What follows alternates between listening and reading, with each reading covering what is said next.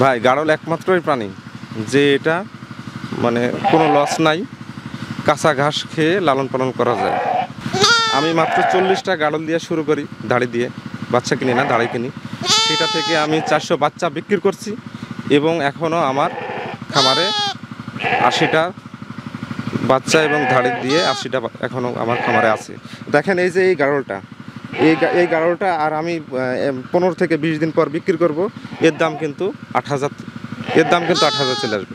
তাহলে কি হলো, এটার প্রতি আমি যদি দুটা লোকের খরচটা বাদ দিই, এটার প্রতি হয়তো 1,000 টাকা হয়তো আমার খরচ, লালন পালন করার জন্য খরচটা আসবে। আর আমি এটা বিক্রি করতে পারবো 7 থেকে 8,000 টাকা। এই জন্যই এটা অনেক লাভজনক। আপনারা সবাই দোয়া করেন যেন আমি ভবিষ্যতে বড় একটা গাড়লের খামার আরও যুক্ত করতে পারি। সুপ্রিয় দর্শক, আসসালামু আলাইকুম। আপনাদেরকে স্বাগত জানাচ্ছি নতুন একটি প্রতিবেদনে।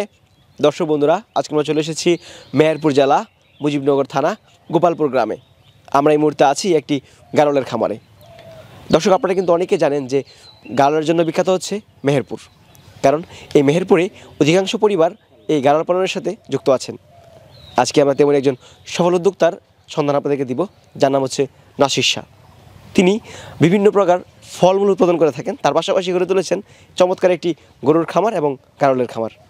আজকের এই পর্বে আমরা আপনাদেরকে সেই তরুণ উদ্যোক্তা নাসির শাহর সফলতার গল্প জানানোর চেষ্টা করব। আশা করছি পুরো আয়োজন জুড়ে পাশে থাকবেন। আসসালামু আলাইকুম নাসির ভাই। ওয়ালাইকুম আসসালাম। ভাই কেমন আছেন? আলহামদুলিল্লাহ ভালো আছে, আপনার দোয়াই। নাসির ভাই, আমরা এই মুহূর্তে আছি আপনার গাড়লের খামারে। জি, গাড়লের খামারে। আচ্ছা নাসির ভাই, আমরা কিন্তু জানি যে আপনি বলসুন্দরী কুল চাষ করেন, পেয়ারা চাষ করেন, তার পাশাপাশি এখন গরু পালন শুরু করেছেন এবং গাড়লও পালন শুরু করেছেন। কারণটা কি? কারণটা হচ্ছে মেহেরপুর, দেখেন গাড়লে বিখ্যাত মেহেরপুর। তো এর আগে আমি ফল নিয়ে কাজ করছি। ফল নিয়ে কাজ করার পরে আমার একটা স্বপ্ন ছিল যে গাড়ল আর আপনার গরু নিয়ে কাজ করব।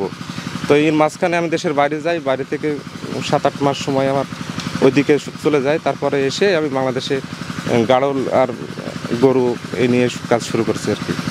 আচ্ছা, আপনি গাড়ল পালন করতে উদ্বুদ্ধ হয়েছেন কিভাবে? গাড়ল পালনে উদ্বুদ্ধ এই কারণেই, এটার বাচ্চার অনেক চাহিদা, প্রচুর চাহিদা বাচ্চার, এবং বাচ্চা না শুধু মাংসরও চাহিদা প্রচুর। আর এটা 15 মাসে 3বার বাচ্চা দেয়। 15 মাসে 3বার বাচ্চা দেয়? জি, 15 মাসে 3বার বাচ্চা দেয়। এটা কি সত্য? এটা সত্য, একদম একদম প্রমাণিত। কারণ ছাগল তো 12 বা 13 মাসে 2বার বাচ্চা দেয়, আর গাড়ল বলছেন যে 15 মাসে 3বার বাচ্চা দেয়। জি, 15 মাসে 3বার বাচ্চা দেয়। ওরা বাচ্চা দেওয়ার পরে আপনার 10 থেকে 12 দিন পর অটোমেটিক হিটে আসে, এবং এদের প্রজনন করার লাগে না, অটোমেটিক একটা ইয়ে থাকে, গাড়ল থাকে, পাঠা আর কি, একটা রাখলেই হয়, বাকিটা অটোমেটিক সব কিছু। আচ্ছা, আমরা আপনার শেডের পাশেই দাঁড়িয়ে আছি। আমরা যে শেডটা দেখতে পাচ্ছি উঁচুতে করেছেন। গাড়লের জন্য কেমনভাবে আমরা ঘর তৈরি করবো যাতে করে গাড়ল সুস্থ থাকে? গাড়ল সুস্থ এবং রোগমুক্ত, যেরকম টিপিআই এগুলো সমস্ত রোগগুলা বেশি লাগে গাড়লের। তো এই রোগমুক্ত হওয়ার জন্য বিশেষ করে 4 ফিট উচ্চতাভাবে মানে গাড়লের থাকার জায়গা করতে হবে, এবং মানে প্রস্রাব মানে পায়খানা যেটা করে গাড়লরা, সেটা প্রতিদিন মানে ধুয়ে পরিষ্কার করতে হবে। তাহলে আমার মনে হয় এই পিপিআর আর ঠান্ডাগুলো, এই সমস্ত রোগগুলো আর আক্রমণ করতে পারে না। আপনি প্রথমত কতগুলো গাড়ল দিয়ে খামার যাত্রা শুরু করেছিলেন? হ্যাঁ, প্রথমত আমি শুরু করেছিলাম 40টা মতো ধাড়ি দিয়ে, মানে আর কি, যেগুলো মা গাড়ল যেগুলো, সেগুলো 40টা দিয়ে শুরু করছিলাম। এখন আমার 80টা আছে, এবং মাঝে তো বাচ্চা বিক্রি করতেই আছি, আমি প্রতি মাসেই বাচ্চা বিক্রি হচ্ছে। আচ্ছা, গাড়ল হিটে আসতে কত মাস সময় লাগে? গাড়ল মানে বাচ্চা অবস্থায় থেকে 6 থেকে 7 মাস সময় লাগে হিটে আসতে। 6 থেকে 7 মাস হিটে চলে আসে? জি, 6 থেকে 7 মাসে হিটে আসে। আচ্ছা নাসির ভাই, এই যে গাড়ল, এদের প্রজনন ক্ষমতাটা কত বছর থাকে? এটা প্রজনন ক্ষমতা আমরা দেখতে পাইছি আমাদের মেহেরপুরে, এর আগে গাড়ল অনেক পুষছে এবং দেখছি আমরা চাক্ষুষ প্রমাণ যে 15 থেকে 20 বছর এদের বাচ্চা দেওয়ার ক্ষমতা থাকে। 15 থেকে 20 বছর? 15 থেকে 20 বছর, এটা অবাক একটা কাণ্ড। কি বলেন? এটা ছাগল তো 5 বছর হলেই আপনারা এটা বাচ্চা দিতে পারে না। 5 থেকে 8 বছর হলে ওরা আবার বাচ্চা দিতে পারে না, কিন্তু এটা 15 থেকে 20 বছরই বাচ্চা দেয়। আচ্ছা, গাড়ল কয়টা করে বাচ্চা দেয়? গাড়ল ঠিক নাই, ওটা 2টাও হয় বাচ্চা, কোনো সময় 1টা হয়, কোনো সময় আবার 3টাও হয়। হ্যাঁ, এরকম ভাবে পরিস্থিতিতে হয়। আপনার ফার্মে সর্বোচ্চ কয়টা বাচ্চা পেয়েছেন? আমার ফার্মে আমি বাচ্চা পেয়েছি 400-র উপরে। 400-র উপরে? 400-র উপরে বিক্রি। আচ্ছা, একসাথে কয়টা বাচ্চা পেয়েছেন সেটা জিজ্ঞেস? একটা থেকে পাইছি আমি, একটা গাড়ল থেকে বাচ্চা 2টাও পাইছি, 3টাও পাইছি, একটাও পাইছি। এটা নির্দিষ্ট কোনো সংখ্যা? এর নির্দিষ্ট কোনো সংখ্যা নেই যে 2টাই হবে বা 3টাই হবে বা একটাই হবে, এরকম নির্দিষ্ট কোনোভাবে বলা যায় মুশকিল। আচ্ছা, আপনি আমাদেরকে কথা প্রসঙ্গে বলছিলেন যে আপনি বিনা খরচে এখানে গারল পুষেন, এটা কিভাবে সম্ভব? বিনা খরচে গাড়ল পোষা সম্ভব এটাই কারণ এক্সট্রার কোনো খাবার এর লাগে না। সকাল 9টা বাজে, 2টা আমাদের কাজের লোক আছে, 2জনা ভেড়া নিয়ে মাঠে চড়াইতে যাই। চড়ানোর পরে সারাদিন চড়িয়ে টরিয়ে এসে আবার সন্ধ্যার দিকে ঘরে উঠাই দেয়, বাস এটাই আনাপ। আর বাড়তি যে খাবার, আর বাড়তি আর কোনো খাবার লাগে না। এই জন্যই গাড়লটা লাভজনক। মানে শুধু কাঁচা ঘাস দিয়ে পালন করা যায়? ভাই আপনি জানলে অবাক হবেন যে গাড়ল মানে এমন কোনো সবুজ পাতা নাই যে সেটা খায় না, এবং যে গাছের যে শুকনো পাতা টাটাগুলো পড়ে থাকে সেই পাতাগুলাও গাড়লটা খায়। এর জন্য আমার এক্সট্রা কোনো খাবার লাগে না। এই জন্য গাড়ল ফার্ম করা এবং গাড়ল পোষা লাভজনক আমি মনে করি। না, অবশ্যই একটা ফার্মে যদি খাবার খরচ কমানো যায় তাহলে কিন্তু সে ফার্মে অবশ্যই লাভ হবে, আর যদি খাবার খরচ কমানো না যায় তাহলে কিন্তু লাভবান হওয়া সম্ভব না। জি, এটাই বাস্তবতা। দেখেন অনেকজনা গরু পালন করে, ছাগল পালন করে, ভেড়া যেগুলো করে আর কি, তো এদের একটা খাবার খরচ থাকে ব্যাপক। এই খাবার খরচ এর নাই বললেই চলে, কোনো খাবার খরচ নাই। জাস্ট 2জনা মাঠে ঘুরিয়ে চড়িয়ে নিয়ে আসলে এরা আনাপ। এরা এমন কোনো জিনিস নেই যে সবুজ এরা খায় না, এবং গাছের পাতা শুদ্ধ খায়। আচ্ছা নাসির ভাই, আপনার যে গারলের খামারটি রয়েছে এই খামারে কোনো রোগের সম্মুখীন হয়েছেন কিনা আপনি? না, এখনও পর্যন্ত আমি সেরকম রোগের মানে পরিস্থিতিতে পড়িনি। সেরকম যে অনেক জায়গায় শুনি, এর আগে আমি দেখছি ভিডিওতে যে আপনার এই রোগ লেগে গাড়ল পুরা পালকে পাল গাড়ল মরে গেল বা নষ্ট হলো। এগুলা হচ্ছে আপনার পরিচর্যা, ট্রিটমেন্ট, হ্যাঁ এগুলার কারণে হয়।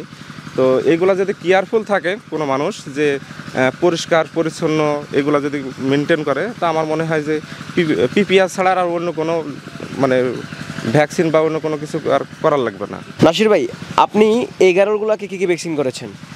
হ্যাঁ, এগুলা আমি ভ্যাকসিন করেছি পিপিআই যেটা করার লাগে। হ্যাঁ, কত মাস পর করতে হয়? এইটা আপনার 6 মাস পর করতে হয়। 6 মাস পর আমি করি, অনেকজন আবার 4 মাস পরও করে। হ্যাঁ, কিন্তু আমি 6 মাস পর পিপিআর করি। আর ওই যে আপনার কিমড়ি ট্যাবলেটটা, কিমির ডোজ করা, কিমড়ি ডোজটা করে। ভ্যাকসিন করাটা কতটুকু জরুরি? ভ্যাকসিন পিপিআই ভ্যাকসিন করাটা খুবই জরুরি, কারণ সমস্যা আগেই এসে দেখা দেয় পিপিআরের সমস্যার কারণে অনেক মানে ভেড়া খাবার খায় না, ধীরে ধীরে অসুস্থ হয়ে যায়। হ্যাঁ, বিভিন্ন সমস্যা দেখা দেয় কি আর দুর্বল হয়ে যায়। গাড়ল পালন করা যদি লসই হতো তাহলে 40টা মানে গাড়ল থেকে আমি যে 400টা বাচ্চা বিক্রি করতে পারতাম না, আর আমার এই খামারে এখনও 80টা গাড়ল থাকতো না।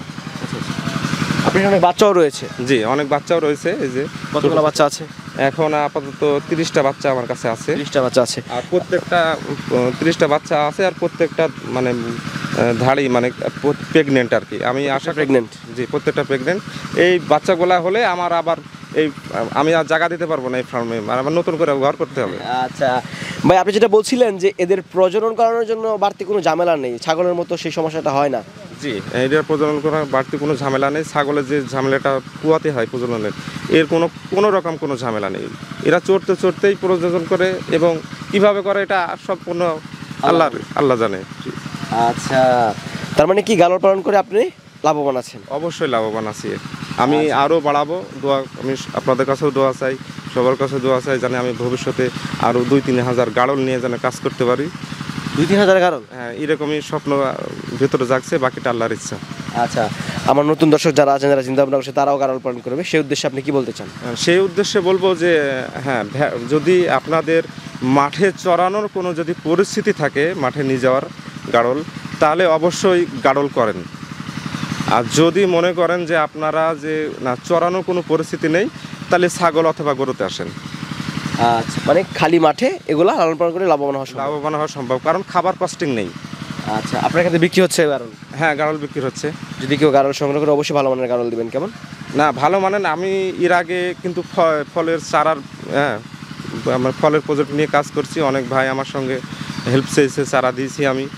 কেউ এখন এর আগে কেউ এখনো পর্যন্ত বলতে পারেনি যে না আমি মানে সঠিকটা পাইনি আর কি। আচ্ছা ঠিক আছে, রাশিদ, অসংখ্য ধন্যবাদ সময় দেওয়ার জন্য। ভালো থাকবেন, আসসালামু আলাইকুম। ওয়ালাইকুম আসসালাম, আপনাদের অনেক ধন্যবাদ।